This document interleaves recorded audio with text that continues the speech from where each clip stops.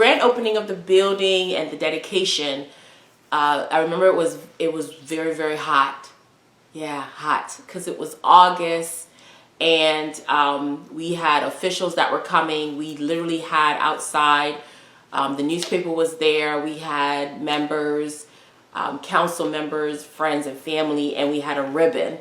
And we had that big scissors that you do when you cut the building. So we did a ribbon cutting earlier before the service started, it was very emotional, because we've had 2 buildings, but we've never done that. But that meeting was amazing. We had a great crowd.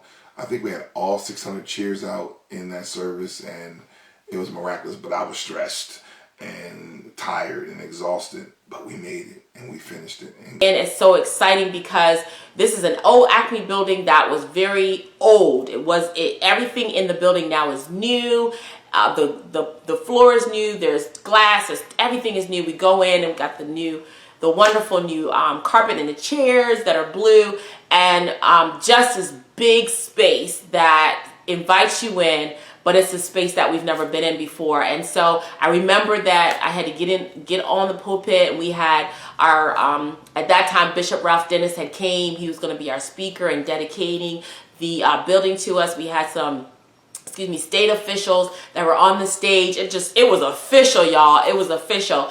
And because also the building in itself, we were honored a grant that allowed us to have a commercial kitchen. So the state was very much involved with some of the things in helping us to build the building. And so that first service, as you looked out, I remember that I probably shed a few tears during that time. I know my husband did as well. Well, he may not have shed as many as me, but we shed some tears.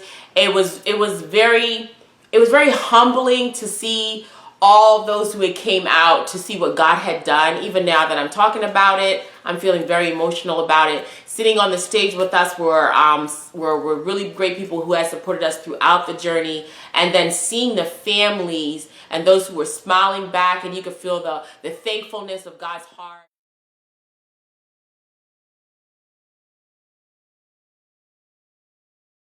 Renovate this whole back property here in the kitchen with stainless steel throughout, commercial flooring, commercial grade appliances, stoves, fryers, convection ovens, of course the commercial hood, the refrigerators, the freezers, commercial sinks.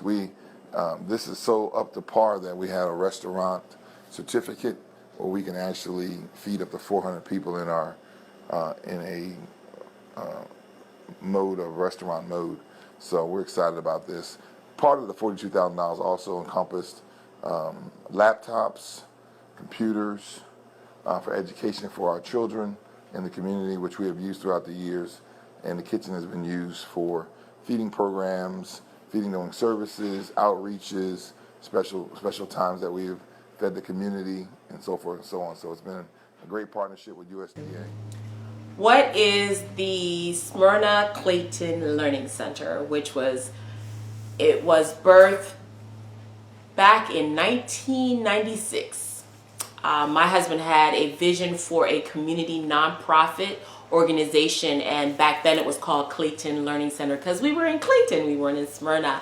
And so the Smyrna Clayton Learning Center, as we call it, SCLC, was founded in 1996, and the purpose or the vision or the mission for it was for us to do outreach community-wise. So over the years, over almost 21 years, or 20 years about, we have done several things through the Smyrna Clayton Learning Center, which is one of the things that I love, community-based. Just meeting different people. I remember going to the corporation, Delaware Corporation in Dover, and meeting a young lady that I didn't even recognize her, but she had recognized me by the last name, and she's like, Powerhouse, oh my gosh, I've been there. And I said, why were you there? And she was one of those people who had been attending what we were having, Women in the Community celebration, or our outreach through the Smyrna Clayton Learning Center. And she was talking about how much she enjoyed it, and that she had came to that outreach moment, to that event, and then she came to service. And what it did for me was it kept reminding me that, we touch people's lives all the time, but sometimes we don't necessarily know the name of the person that we're touching. But it blessed me because she remembered that she was touched. And so when we're having challenges or going through different moments of life, those are the things that I remember, that lives are being changed and that someone is being impacted by us being where we are. And so for me, that's a really awesome memory.